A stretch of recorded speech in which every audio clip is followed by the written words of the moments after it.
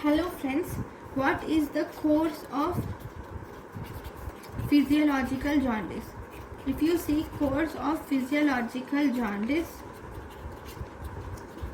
or icterus neonatorum,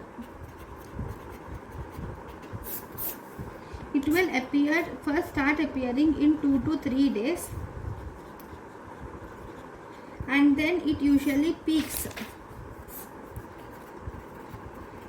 at 4th day at 5 to 6 milligram per deciliter, and then it decreases to less than 2 milligram per deciliter between 5th to 7th day of life.